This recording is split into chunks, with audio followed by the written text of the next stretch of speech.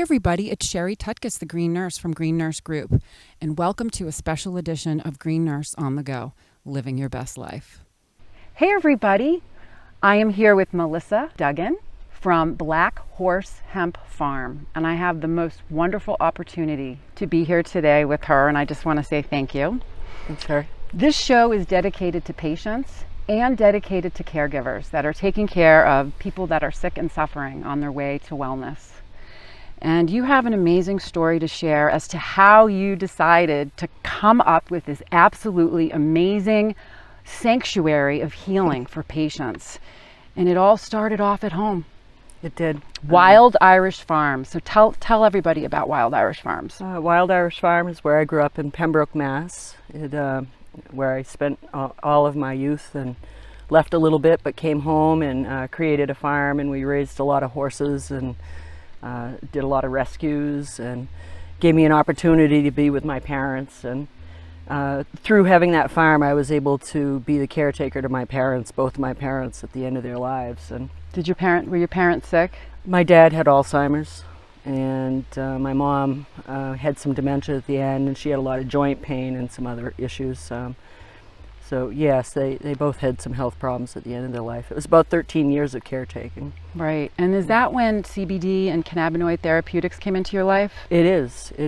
I had smoked marijuana most of my adult life, on and off, and I was reading up on CBD and how it affected joint pain. I had terrible knee pain myself, and I knew my mom needed some relief because the anti-inflammatories she was on, it was tearing her up. Her intestines were a mess, her gut was a mess, everything was just not good. She wasn't feeling well, and so I wanted to get things simple, and I had read about CBD and I'd used marijuana, so I knew the relief I could get, and so I'd hoped it would work for her. Thought it was kind of like a glucosamine or something that might work, but so we gave it to her, and she had dementia, so it wasn't like she could say, hey, this is working or not. But did you notice like improvements in her behavior? Oh, definitely. Her afternoons were much easier. She wouldn't do what we call sundowning, and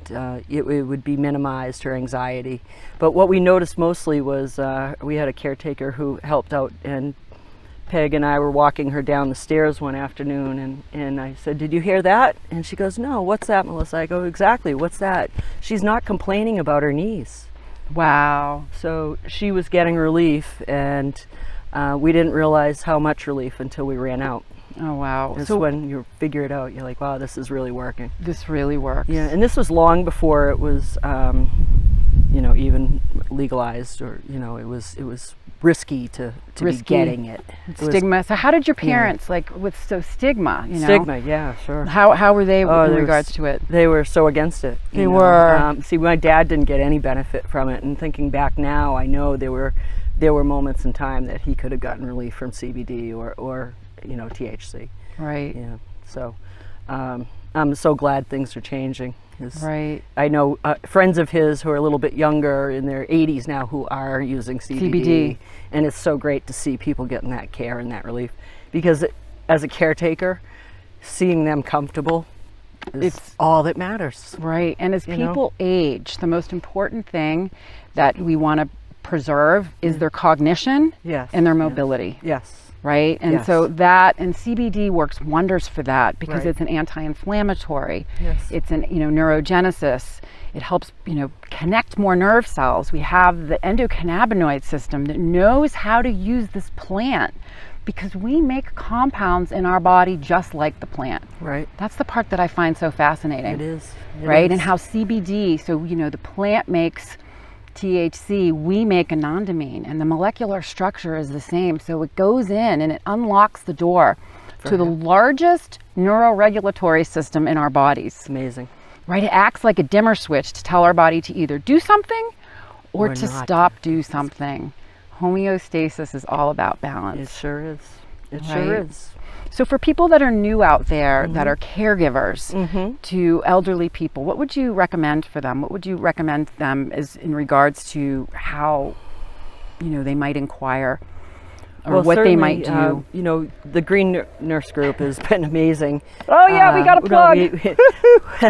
No, it's just you do need that connection. I didn't know where to go. I knew where to get pot to smoke for myself, but I didn't know where to get what I wanted for my mom. And so you're going online and you're not sure where you're getting your products from. But I tried to buy from a local source back then. Even this is going back about 7 years. Right, but now we have. Yeah.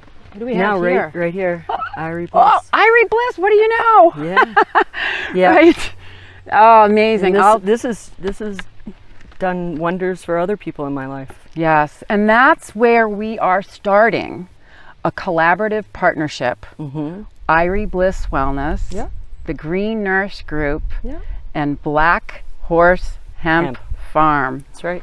Because it's all about making real medicine. It's all about putting patients first. Right. And we're all about putting real care into care plans. Right. And where better to do it in the beautiful Northeast Kingdom in the Willoughby Gap. This is Black Horse Farm at its best. It's just absolutely beautiful here. Yes. It is so healing and therapeutic. This is a place to come get grounded. And the part that's amazing too about your whole story is how this place right here was part of your history in growing up. So you've come full circle. 50 years ago. So share that with our audience. Well, my grandmother, about 100 years ago, purchased a cottage down on the lake for her husband, who was a healer. He was a pharmacist, and this is long before penicillin was developed, and he was a compounding pharmacist in Hanover, New Hampshire, and she was a nurse. And they brought people here for wellness, to recover and just be family and united and community. To heal and community. And they helped people. That's what they did. It was a beautiful network. So when my parents got married, my grandpa was gone, and my grandmother raised the family, ran the pharmacy.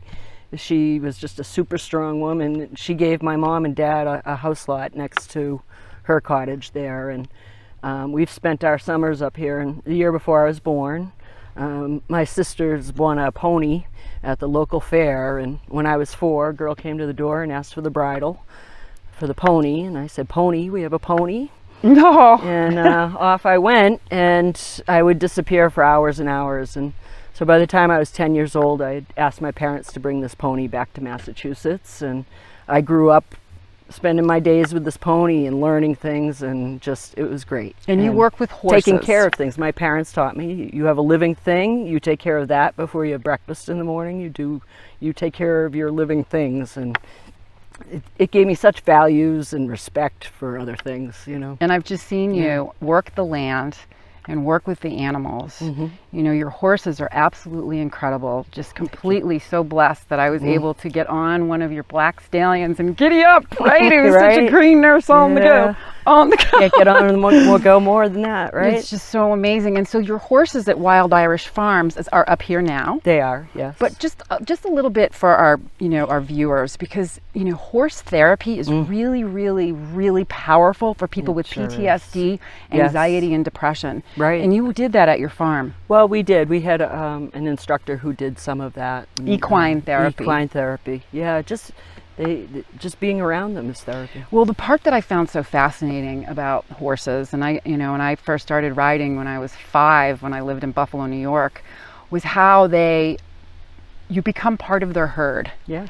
And they mirror your behavior. This is true. So when you're nervous, they're nervous. So it's like they're really teaching you about yourself. They absolutely do. Right? And so about how to be present and mindful. Be in that moment. Be in that moment. Yes. Yeah, it's just so incredible. Yeah. So what made you decide to come back up? Well, like I said, Vermont. I've been coming here my whole life. As a child, I would come up and stay in the summers with my grandmother, and the nurse, taught me how to be the caretaker. And I took care of Nanny for a number of years, and then took care of animals for a number of years, and then my parents came to need me as well. So that teaches you a lot about life and kindness and compassion and empathy.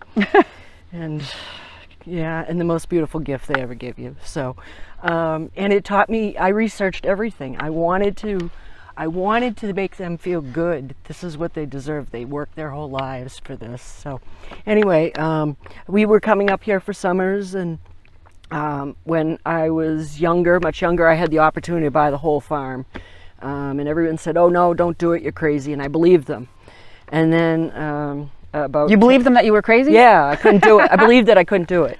And then in 2001, I was up, I drove by, I hadn't been up in about 5 years, which was so Unlike you. unlike me and just so awful feeling, you know. It's so healing here.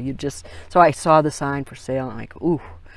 And so I bought it, and I was married at the time, and we had the plan to do some sort of resort type of healing place where people could come and just unwind. Right. And geared to horseback riding and maybe some hunting and fishing. So unfortunately I got divorced, and we sold it, and I ended up getting it back on a first right of refusal. Nice. So full circle. Full circle, back to your roots. Yeah, and life is more appropriate now, and it was my dream for my mom to go home to Vermont. She loves it here, and they both did. So it's where they met. I mean, their story is so fascinating. They met over a flat tire here, both from Massachusetts, meeting here at the lake, and you know, I have their diary of their marriage. You do. Yeah, so much richness, so much history. There's a legacy there is that you're going to be continuing here at Black Horse Hemp Farm. And then the connection with this property that is just so earthy and grounding. That's what I wanted to do. I really wanted to get people grounded again. It works. I understand what caretakers go through, and I want to make it so that people can come here and just get, even if it's a day's peace.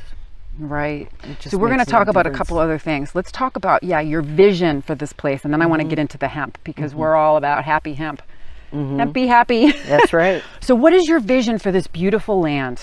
So right now we have what we're calling a nursery plot of hemp. We have about 2 acres, and we're going to cultivate other land to have other vegetables and gardening, but primarily hemp. And then our vision is to have a series of either tiny houses or maybe a tree house. We have a teepee that's going up really soon. Oh yeah, we're going to try to get that. We're going to do a clip of that. We're going to do a teepee. We're going to have a yurt here, and we might have a little houseboat where people can come and stay and just have an outdoor experience where you can sit by a fire and watch the moonrise, or listen to the crickets or the frogs, or just go for a walk down a country road. Yes. And get unplugged. Get unplugged. And so we were able to walk through your hemp farm today. It was so beautiful. Thanks. And tell us about the different strains that you're growing. So we're working with Northern Roots Nursery in Hyde Park, Vermont, and they've helped us get some boutique strains. Ooh, boutique! Yeah. Goes perfect at Irie Bliss. Yeah. Because that's what we're all about. We have quite a variety. We're looking forward to the Remedy. The Remedy, yes. And perfect for patients, because it is bred with an, what is it? Catatonic. Yeah. And then a Kush. And it's got limonene in it, so it's really, really good for inflammation and for seizures. So it's a really good one. And from what I also read and learned about this strain, is it's rich in the C's. Oh. So what we've noticed with like CBDA, CBG, CBN, CBC, as well as the CBD, when you have the fuller, the richer the profile, that's why I'm so happy you're growing this, is that the more medicinal value that's in it, and the less amount of CBD milligrams that patients need. Okay.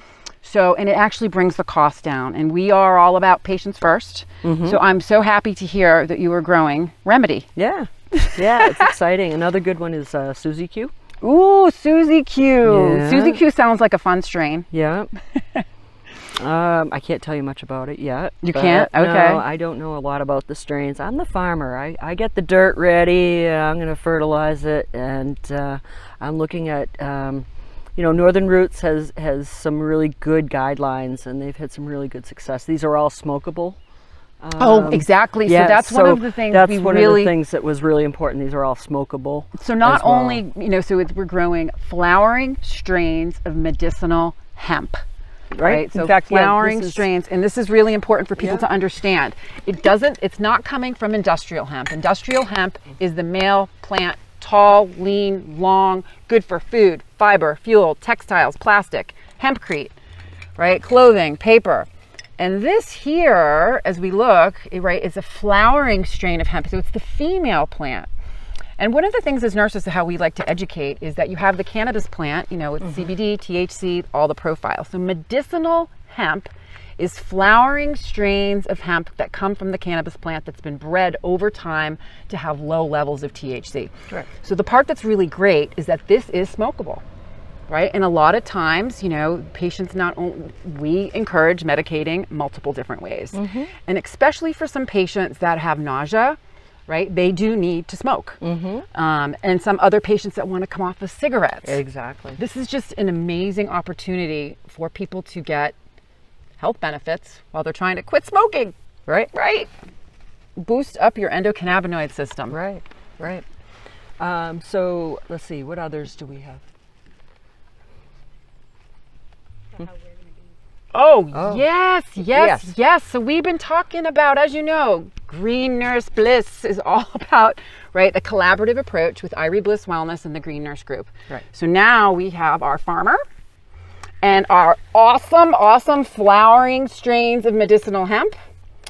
And we have Sandy Pants from Irie Bliss, who is going to be creating and formulating the medicine for patients.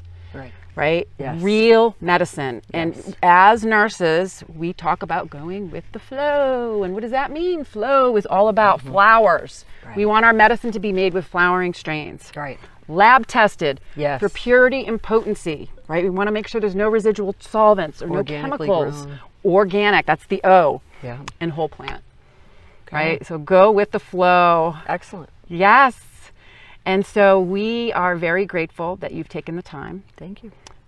And basically, would you care to share with our viewers how medicinal hemp and cannabis has helped you to live your best life? It saved my life.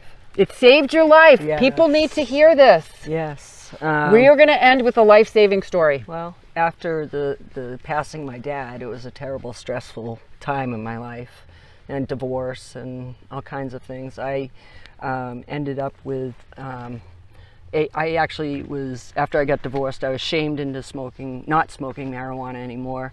What? And yeah, I somebody made me feel bad for what gave me a little bit of relief.